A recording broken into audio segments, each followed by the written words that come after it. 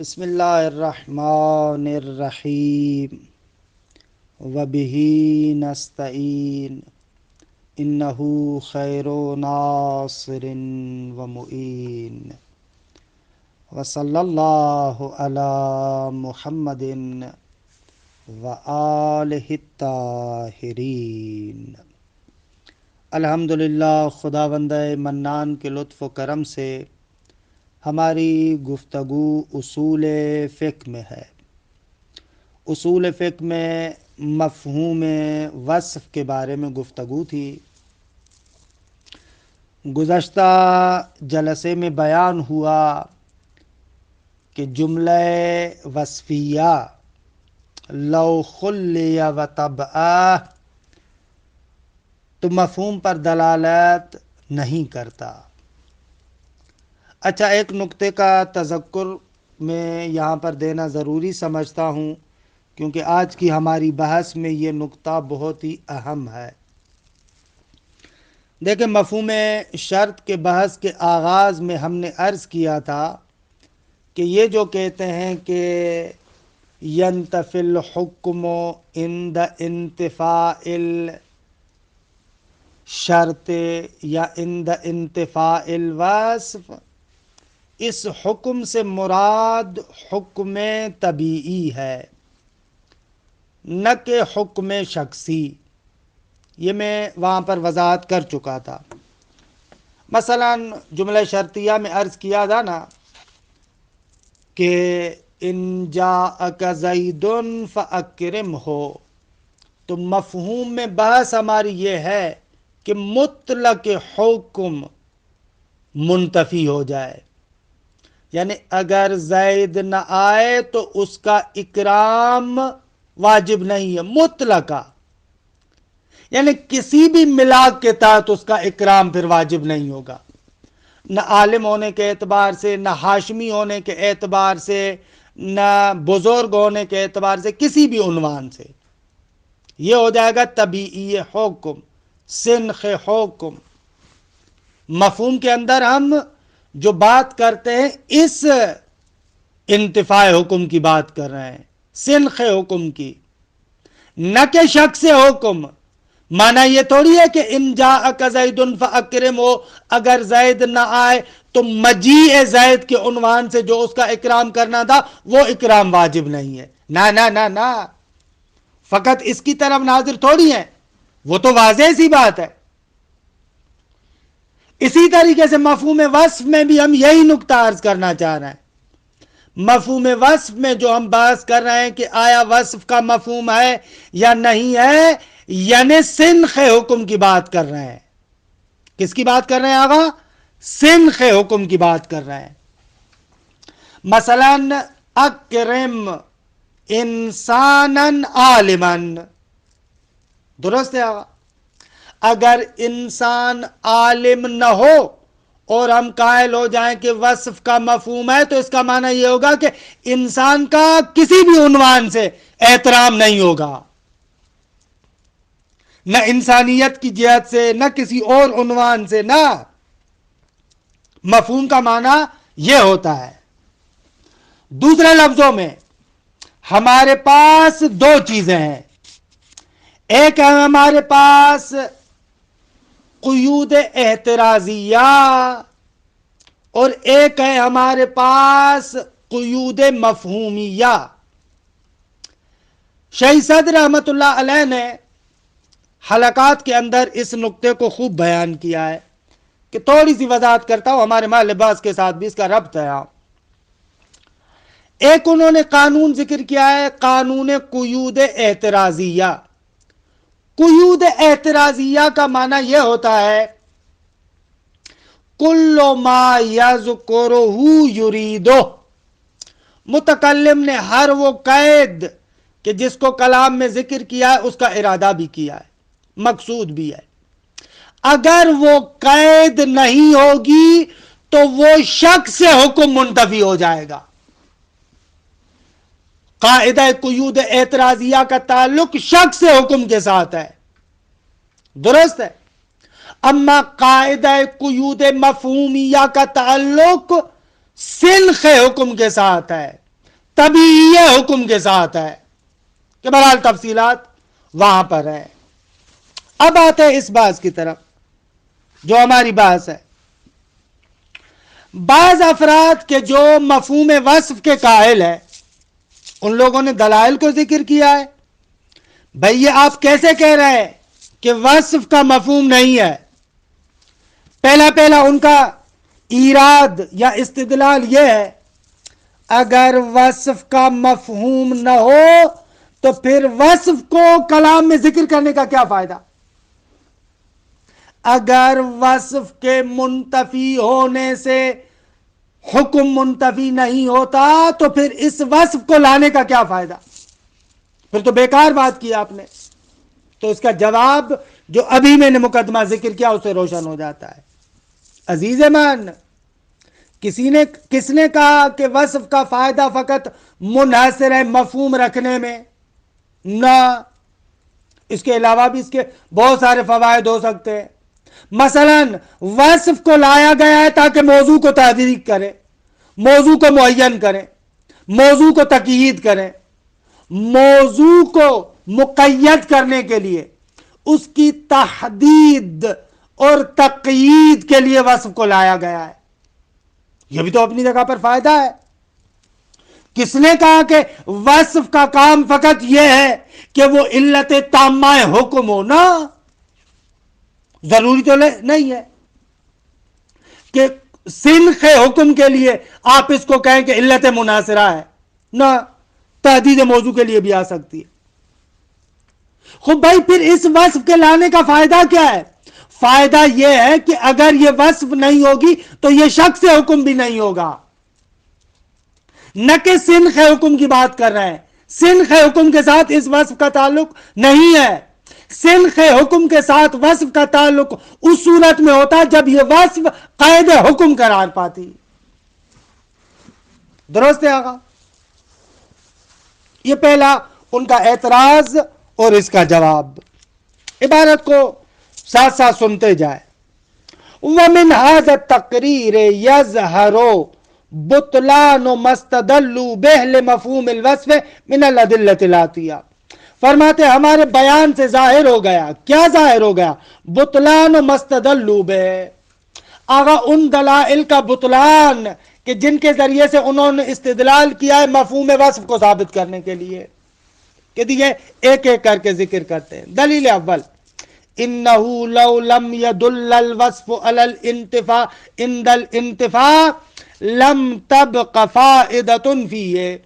آغا اگر وصف دلالت نہ کرے اس بات پر کہ حکم منتفی ہے، وصف کے منتفی ہونے پر اگر وصف اس بات پر دلالت نہ کرے تو لم تبق فائدۃ فیہ، تو پھر وصف میں کوئی فائدہ ہی نہیں ہے، لانے کی کیا ضرورت ہے؟ پھر تو یہ بات ہی لغو ہو جائے گی. والجواب ان الفائدۃ غیر منحصرۃ برجوعہ الی الحکم. آغا فائدہ تو منحصر نہیں ہے اس بات میں کہ آپ اس وصف کو پلٹائیں حکم کی طرف. نہ، وَقَفَا فَائِدَةً فِيهِ، بلکہ وصف کے فائدے کے لیے ہمین کافی ہے کہ تحدید موضوع الحکم وتقییدہ بہ، کہ موضوع کو تحدید کیا جا رہا ہے اس کے ذریعے سے، موضوع کو مقید کیا جا رہا ہے اس وصف کے ذریعے سے. یہی چیز کافی ہے. دیکھیں یہ ان کا استدلال اول. استدلال دوم، دلیل دوم، آگا دیکھیں جو وصف کلام میں لاتے ہیں نا وہ دو طرح کی ہوتی ہیں. اجمالاً میں عرض کر چکا ہوں، تھوڑی سی تفصیل کے ساتھ بیان کر رہا ہوں. یہ جو وصف ہے آگا، یہ وصف قید ہے نا ایک طرح کی، تو یہ قیود دو طرح کی ہوتی ہیں. یا قیود احترازیہ ہے یا قیود توضیحی ہے. اچھا، قید احترازی کا معنی یہ ہوتا ہے کہ ہم اس کو کلام میں ذکر کرتے ہیں تاکہ کسی چیز کو خارج کرے. یہ جو آپ ابتدا سے پڑھتے ہوئے آتے ہیں کہ بھئی فلاں تعریف میں بیان کیا اور اس تعریف میں فلاں قید کے ذریعے سے فلاں کو خارج کیا، فلاں کے ذریعے سے فلاں کو خارج کیا، ان کو کہتے ہیں قیود احترازیہ. درست ہے؟ قیود احترازیہ کا کام ہوتا ہے کہ غیر کو اسے نکالا جائے. قیود توضیحی کا معنی یہ ہوتا ہے کہ ہم اس کے ذریعے سے کسی اور چیز کو خارج نہیں کرتے، بلے اسی موضوع کی وضاحت دینا چاہتے ہیں. مثلا اسی مثال میں جیسے اوپر ہم نے ذکر کیا تھا، اسنا شکلا رباعیا قائم الزوایا متساوی الاضلاع، کہ یہ تمام قیودات مل کر ایک مربع کو تشکیل دیتے ہیں. یا اور زیادہ مثال جو بعض شارحین نے یہاں پر ذکر کیا ہے اشارہ کر دیتا ہوں. مثلا کہتے ہیں کہ واجب الوجود لذاتے، واجب الوجود یعنی جس کا وجود ضروری ہے، حتمی ہے، اسے کہتے ہیں واجب الوجود. اب جس کا وجود حتمی اور ضروری ہے، اس کی دو صورت ہے، یا تو اس کا وجود حتمیت اور ضرورت رکھتا ہے لذات ہی، اس کے ذات کا تقاضا یہی ہے، یا کبھی کبھار وجوب وجود ہوتا ہے، وجود حتمیت رکھتا ہے، اما یہ حتمیت اس کے ذات کا تقاضا نہیں ہے بلکہ علت کی وجہ سے. مثلا معلول کا وجود واجب ہو جاتا ہے جب اس کی علت تامہ موجود ہو. درست آگا؟ اب آئے اور آپ کہیں واجب الوجود لذات ہی. اب یہ لذات ہی قید اعتراضی ہے، اس کے ذریعے سے آپ نے خارج کیا اس واجب الوجود کو کہ جس کا وجود اس کے ذات کا تقاضا نہیں ہے بلکہ علت تامہ کی وجہ سے. اس لذات ہی کو کہیں گے قید اعتراضی. دوسری مرتبہ کہتے ہیں ممکن الوجود لذات ہی. اچھا، یہاں پر جو لذات ہی ہے یہ قید اعتراضی نہیں ہے، کیونکہ فلسفے کے مباحث میں بیان کیا گیا ہے کہ ممکن الوجود فقط لذات ہی ہوتا ہے، ممکن الوجود لغیر ہی محال ہے. تو دیکھیں اس کو بدایہ کے دروس میں تفصیل کے ساتھ عرض کیا ہے. یہاں پر لذات ہی قید توضیحی ہے، ممکن الوجود ہوتا ہی ذاتی ہے، ممکن الوجود لغیر ہی ہوتا ہی نہیں ہے، تو لذات ہی کی یہ قید کیا ہوگی؟ قید توضیحی ہو جائے گی. اچھا، اب دیکھتے ہیں اس نقطے کو. اب آئیں دلیل کی طرف. دلیل دوم ان کی یہ ہے کہ آغا قیودات میں اصل یہ ہے کہ وہ اعتراض کے لیے ہو. اصل قید کے لیے کیا ہے کہ وہ قید اعتراضی ہو، نہ کہ قید توضیحی. اچھا، یہ قانون تو تمام علماء مانتے ہیں. جی آغا، تمام علماء مانتے ہیں. سوال، اگر اصل قید میں اعتراضیت ہے تو پھر وصف کے لیے مفہوم کو ماننا پڑے گا، کیونکہ موصوف کو جب آپ نے مقید کیا ہے اس وصف کے ذریعے سے، یعنی قید لے کر آئے، اس کا معنی یہ ہوگا کہ اگر یہ قید نہیں ہے تو حکم بھی نہیں ہوگا. خب مفہوم کا معنی یہی تو ہے. جواب ایک کلمہ. اگر بالکل اصل قیود میں یہ ہے کہ وہ قیود اعتراضیہ ہو، اس میں کوئی شک نہیں ہے. اگر یہ قید اور وصف نہیں ہوگی تو حکم نہیں ہوگا، لیکن کون سا؟ شک سے حکم نہیں ہوگا، نہ کہ سنخ حکم نہیں ہوگا. مفہوم ثابت نہیں ہوگا، مفہوم ثابت ہوگا جب سنخ حکم کی نفی کریں. قید کے منتفی ہونے سے شک سے حکم منتفی ہو جائے گا. لہذا یہ قانون قیود اعتراضیہ کے ساتھ بھی نہیں ٹکراتا. دیکھیں آگا دلیل دوم کو. ان الاصل فی القیود ان تکون اعتراضیتا. دلیل دوم یہ ہے کہ اصل قیود کے اندر یہ ہے کہ وہ قیود اعتراضیہ ہو. خوب، جب اصل قیود کے اندر یہ ہے کہ وہ قیود اعتراضیہ ہو تو اس کا معنی یہ ہوگا کہ اگر یہ قید نہیں ہوگی تو حکم بھی نہیں ہوگا. خوب، مفہوم اسی چیز کا تو نام ہے. والجواب ان ھذا مسلمون. بالکل اس قانون کو ہم مانتے ہیں کہ قیود میں اصل یہ ہے کہ وہ اعتراضیت کے لیے ہو، لیکن اعتراض کا معنی تو کرے. اعتراض کا معنی اور ہے، اور جو ہے وہ کیا ہے؟ مفہوم کا اس بات اور ہے. دونوں میں فرق ہے. وَلَكِنَّ مَعْنَ الْاحْتِرَازِ هُوَ تَضْيِيقُ دَائِرَةِ الْمَوْضُوع. احتراز کا معنی یہاں پر یہ ہے کہ موضوع کے دائرے کو مضیق کر رہا ہے. یعنی اگر موضوع میں یہ قید ہے تو یہ والا حکم ہے، اگر موضوع میں یہ قید نہیں ہے تو یہ والا جو شخص حکم ہے یہ نہیں ہوگا. هو تضییق دائرۃ الموضوع واخراج ما عدا القید. جو اس قید کے علاوہ ہے اس کو خارج کرے. ان شمول الحکم لا، کہ حکم اس کو شامل ہو جائے، نہ اس کو خارج کیا گیا. ونحن نقول بے، ہم بھی اس بات کو مانتے ہیں وَلَيْسَ هَذَا مِنَ الْمَفْهُومِ فِي شَيْءٍ، مفہوم تو یہ نہیں ہے. مفہوم یعنی سن کے حکم کا انکار. یہاں پر سن کے حکم کا انکار تھوڑی ہو رہا ہے. اگر قید منتفی ہو گئی تو حکم نہیں ہوگا، شک سے حکم نہیں ہوگا. اس عبارت کو اس کے ساتھ ضمیمہ کریں تاکہ جواب اچھے طریقے سے سمجھ میں آئے. عبارت کوتاہ ہے، مطلب کو اس طریقے سے روشن نہیں کر پا رہی. لأن اثبات الحکم لموضوع لا ينفی ثبوت سنخ الحکم لما عداہ. فرماتے اس لیے کہ ایک موضوع کے لیے حکم کا اثبات اس بات کی نفی نہیں کرتا کہ اس موضوع کے علاوہ جو دوسری چیزیں ہیں ان کے لیے سنخ حکم ثابت نہیں ہے. نہ نہ نہ، کما فی مفہوم اللقب، جیسے مفہوم لقب میں بھی یہی مطلب ہے. اثبات الشیء نفی ما ادا نہیں کرتا. اس قانون کی جگہ یہی ہے.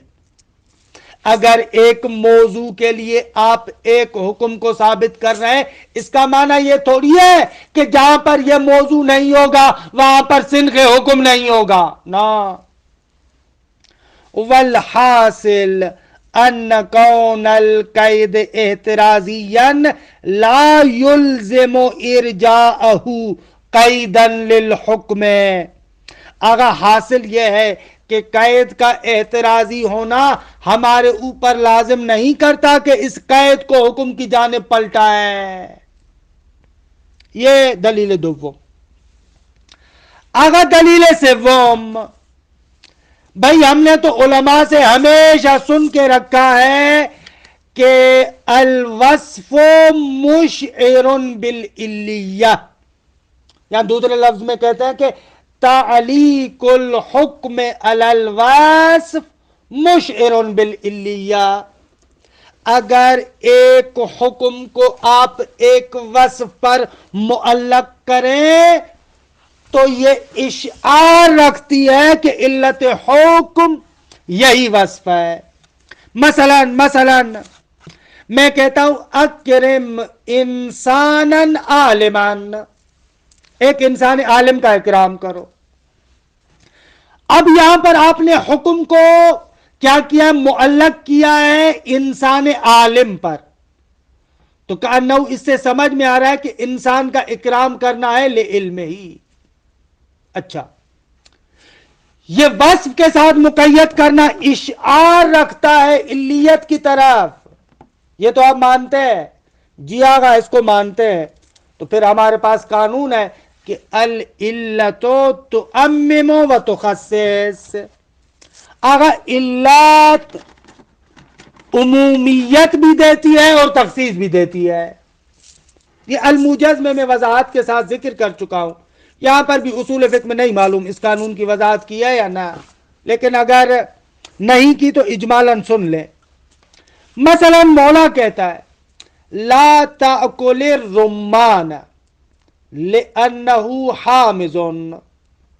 اگر آپ انار نہ کھائیں، لا تأکل الرمان، انار نہ کھائیں. کیوں؟ لأنہ حامض، کیونکہ وہ کھٹا ہے. یہ لأنہ حامض علت کو بیان کر رہا ہے. اب قانون ہے کہ العلت تعمم و تخصص. یہ جو کہا جا رہا ہے کہ لأنہ حامض، یہ بیان کرتا ہے کہ ہر کھٹی چیز آپ پر کھانا جائز نہیں ہے. عمومیت دے رہی ہے، یہ انار کے ساتھ مخصوص نہیں ہے. جو بھی چیز کھٹی ہے وہ آپ نے نہیں کھانی. لأنہ حامض سے سمجھ میں آ رہا ہے یعنی کل حامض حرام علیک اکلو، ہر وہ چیز جو کھٹی ہے اس کا کھانا آپ پر حرام ہے. یہ عمومیت العلت تعمم. دوسری جانب سے تخصص، علت مخصص بھی ہے، خاص بھی کرتی ہے. یہی لأنہ حامض بتاتا ہے کہ ہر انار کھانا حرام نہیں ہے، بلکہ وہ انار کھانا حرام ہے جو کھٹا ہو، لیکن جو انار میٹھا ہے وہ آپ کھا سکتے ہیں. یہ معنی ہے اس قانون کا العلت تعمم و تخصص. اچھا آ جائیں، پلٹ کر آ جائیں ہمارے اصل بات کی طرف. جب ہم نے کہا کہ تعلیق الحکم علی الوصف مشعر بالعلیہ، اگر حکم کو ایک وصف پر معلق کرتے تو یہ اشعار رکھتا ہے کہ یہی علت ہے. تو علت کے بارے میں تو قانون یہی ہے کہ حکم دائر مدار علت ہوتا ہے. جہاں پر علت ہوگی حکم ہوگا، جہاں پر علت نہیں ہوگی وہاں پر حکم نہیں ہوگا. اب یہ وصف کا انہو علت حکم ہے. اگر یہ علت ہے تو حکم ہے، اگر یہ علت نہیں ہے تو حکم نہیں ہے. تمام شدی گئے، مفہوم ثابت ہو گیا. جواب، آغا مظفر کہتے ہیں کہ بابا آپ نے خود کہا نا مشعرون، اشعار رکھتی ہے نہ کہ ظہور رکھتی ہے. وصف اشعار رکھتی ہے علیت کے لیے، یعنی ایک دلالت ضعیف رکھتی ہے. ظہور کے حد تک وہ دلالت نہیں پہنچی. جب تک ظہور کے حد تک نہ پہنچے وہ حجت نہیں ہے. دلالت ضعیف ہمارے کس فائدے کی؟ اشعار یعنی کامل دلالت نہیں ہے، ظہور کی حد تک نہیں ہے. یعنی بقول ایرانیوں کے آپ قسم حضرت عباسی نہیں کھا سکتے یہاں پر کہ یہی علت ہے. بھلے اشعار ہے نہ کہ ظہور کے حد تک. یہ آغا مظفر یہاں پر جواب دیتے ہیں. لیکن بندہ حقیر کے ذہن میں ایک اور جواب بھی آتا ہے. وہ جواب یہ ہے کہ چلو مان لیا کہ علت ہے، لیکن اس سے علت مناصرہ ہونا تو ثابت نہیں ہوتا. مان لیا کہ علت ہے، اما علت انحصاری کو کہاں سے ثابت کریں گے؟ علت انحصاری تو ثابت نہیں ہوگی. یہ جواب بھی ہے، لیکن آغا مظفر اس جواب کی طرف نہیں گئے. کیوں؟ اس لیے کہ وہ جانتے ہیں کہ اگر علیت کو مان لیں تو پھر علیت انحصاری کو اطلاق کے ذریعے سے ثابت کریں گے. لیکن ہم نے عرض کیا تھا مفہوم شرط میں، البتہ نہ وہاں پر ذکر نہیں کیا تھا کیونکہ چھوڑ دیا تھا. میں نے صرف یہ کہا تھا کہ اشکال ہے، لیکن اس اشکال کو بیان نہیں کیا تھا. اشکال کو یہی تھا کہ اس اطلاق کے ذریعے سے علیت انحصاری کو ثابت نہیں کر سکتے. تیسری دلیل دیکھیں عبارت کو، ان الوصف مشعر بالعلیہ فیلزم اناطۃ الحکم بہ. آغا وصف مشعر بالعلیت ہے، لہذا حکم کو منوط کریں گے، مربوط کریں گے اسی کے ساتھ. والجواب ان ھذا الاشعار وان کان مسلما. آغا اشعار دلالت ضعیف مسلم ہے، الا انه ما لم يصل الى حد الظہور لا ينفع في الدلالة على المفہوم. لیکن جب تک وہ ظہور کے حد تک نہ پہنچے تو مفہوم پر دلالت کرنے کے لحاظ سے دیگے فائدہ مند نہیں ہے. کہ ہم نے عرض کیا کہ علیت ہو اعلیٰ دیگے علیت انحصاری ثابت نہیں ہوتی. دلیل چہارم، اگر دلیل چہارم پیغمبر ختمی مرتبت کی ایک حدیث ہے کہ اہل لغت بھی اس سے یہی سمجھتے ہیں. وہ جملہ یہ ہے مطل الغنی ظلم، کہ پہلے دن میں نے عرض کیا تھا یا دوسرے دن، مطل یعنی وہی ہے ٹامک ٹولیاں، یعنی بہانے بازی. کسی بندے نے کسی سے قرضہ لیا، بعد میں وہ جو بیچارہ قرضہ لینے والا گیا اس کے پاس تو قرضہ واپس نہیں کر رہا، بلکہ تاریخوں پہ تاریخیں لگا رہا ہے. بھائی کل آ جانا، پرسوں آ جانا، اس جگہ پر آ جانا، یہ کرنا. اسے کہتے مطل الغنی. یا اس کے لیے ایک اور لفظ بھی استعمال ہوتا ہے لی الواجد. لی وہ یہی مطل ہے. درست آگا. اب اگر ایک بندہ غنی ہے، اس نے قرضہ لیا ہوا ہے، سامنے والا جب اسے واپس مانگتا ہے تو اس کو تاریخوں پہ تاریخیں کروا رہا ہے، ٹامک ٹولیاں کر رہا ہے، تو فرماتے ہیں کہ مطل الغنی ظلم. خوب اس کا مفہوم کیا ہے؟ مفہوم یہ کہ مطل الفقیر لیس بظلم. یہ مفہوم تو سب لوگ سمجھتے ہیں. یہاں سے پتا چل رہا ہے کہ وصف کا مفہوم ہے. جواب، ہمارے آغاز بحث میں ایک نقطے کو آپ نے بھلا دیا. ہم نے کہا تھا کہ وصف کے مفہوم پر اگر دلیل خارجی موجود ہو، قرینہ خارجیہ موجود ہو تو ہم بھی قبول کرتے ہیں. بحث وہاں پر ہے جہاں پر قرینہ خارجیہ موجود نہ ہو. یہاں پر واقعا مطل الغنی ظلم ان کا مفہوم ہے، لیکن وہ مفہوم کہاں سے سمجھ میں آ رہا ہے؟ دلیل خارجی سے، قرینہ خارجیہ سے سمجھ میں آ رہا ہے۔ بھائی قرینہ خارجیہ آپ کے پاس کیا ہے؟ فرماتے قرینہ خارجیہ ہمارے پاس مناسبت الحکم والموضوع۔ مثلا حکم کیا ہے؟ ظلم ہے، موضوع کیا ہے؟ مطل ہے، اور مناسبت کیا ہے؟ یعنی جو ہے وہ کیا ہے؟ ظلم اس غنی کے اس جو ہے وہ کیا ہے؟ مماثلے کے ساتھ مربوط ہے، کیونکہ اس کے پاس پیسہ بھی ہے، قرضہ بھی ہے، دے بھی سکتا ہے، درست آگا۔ اب جو نہیں دے رہا تو یہ واقعا ظلم ہے۔ اما اگر ایک بندے کے پاس پیسے نہ ہو تو یہ جو ظلم والا حکم ہے وہاں پر آئے گا ہی نہیں۔ بھائی اس کے پاس ہے ہی نہیں تو کیا دے؟ یہ مناسبت حکم و موضوع کا تقاضا یہ ہے کہ دیگه یہاں پر مفہوم ہو۔ دیکھیں عبارت کو، الاستدلال بالجمل کہ التي ثبتت دلالتها على المفہوم، جملہ وصفیہ کے کچھ جملات ہیں کہ جہاں پر دیگه مفہوم ہے، استدلال کرنا ان جملوں کے ذریعے سے کہ التي ثبتت دلالتها على المفہوم، کہ جن جملوں کی دلالت مفہوم پر ثابت ہے، مثل قولی مطل الغنی ظلم، یا مثلا لی الواجد یحل عقوبتہ، یہ دونوں ہیں۔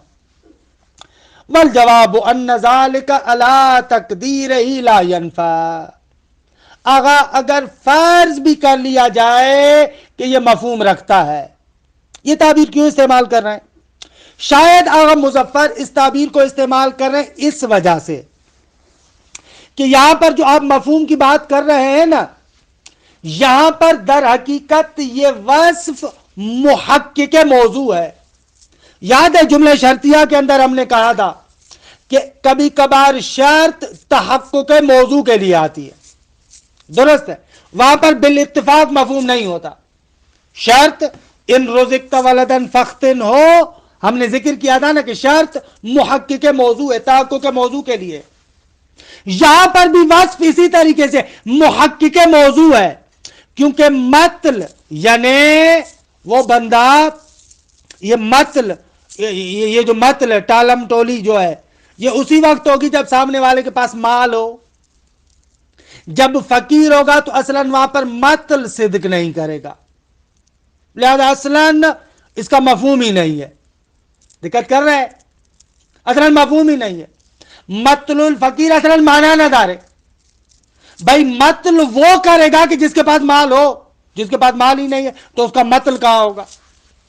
تو یہ شاید اس نقطے کی طرف اشارہ کر رہے ہیں کہ اصلاً ہمارے مال لباس سے خارج ہے، مفہوم نہیں ہے۔ ان ذالک علی تقدیر ہی، اگر قبول کر لیا جائے کہ اس کا مفہوم ہے، کما ان کے ہم کہتے ہیں کہ نہ مفہوم نہیں ہے اصلاً، اگر قبول بھی کر لیا جائے تو بلا ینفع، کیونکہ لأننا لا نمنع من دلالت التقیید بالوصف علی المفہوم احیانا لوجود قرینۃ، اگر ہم منع تو نہیں کرتے کہ تقیید بالوصف مفہوم پر دلالت کرتا ہے کبھی کبھار جب قرینہ موجود ہو۔ وانما موضوع الباس فی اقتضاء طبع الوصف، ہماری گفتگو وہاں پر ہے جہاں پر خالی وصف کو دیکھا جائے، لو خلیا و نفسا، خالی وصف نہ کہ قرینہ خارجیہ، آیا وہاں پر مفہوم کا تقاضا کرتی ہے یا نہ، اس مورد میں باس ہے۔ وفی خصوص المثال نجد القرینۃ علی اناطۃ الحکم بالغنی، آگا ہماری مورد باس مثال میں ہم پاتے ہیں قرینہ اس بات پر کہ حکم جو غنی کے ساتھ مربوط ہے، من جہت مناسبت الحکم والموضوع، حکم و موضوع کی مناسبت سے، ظلم حکم و موضوع کی مناسبت سے ہے۔ فَيُفْهَمُ أَنَّ السَّبَبَ فِي الْحُكْمِ كَوْنِ الْمَدِينِ غَنِيًّا، خوب یہاں سے سمجھ میں آ رہا ہے کہ جو حکم کا سبب ہے، یعنی ظلم کا جو سبب ہے وہ یہ ہے کہ آپ کا وہ مقروض بندہ غنی ہے۔ فَيَكُونُ مَطْلُهُ ظُلْمًا، اب اس کی ٹالم ٹولی کیا ہے؟ ظلم ہے۔ بخلاف المدین الفقیر، وہ جو مقروض فقیر ہے اس میں ایسے نہیں ہے، کیوں؟ اس لیے کہ لِعَجْزِهِ عَنْ أَدَاءِ الدَّيْنِ، وہ بیچارہ قرضہ ادا کرنے سے عاجز ہے۔ فلا یکون مطلہ ظلمان، پس اس کا مطل کیا ہے؟ ظلم نہیں ہوگا۔ عزیز مان، یہ جو 4 استدلالات مفہوم وصف کو ثابت کرنے والے ہیں ان لوگوں کے ذکر کیے، عیناً یہی مطالب کفایہ کے اندر بھی ذکر ہوا ہے. اگر تھوڑی سی ہمت کریں، مرد بنے تو کفایہ میں جا کر دیکھیں، یہی بحث ہے. وصلی اللہ علی محمد و آلہ الطاہرین.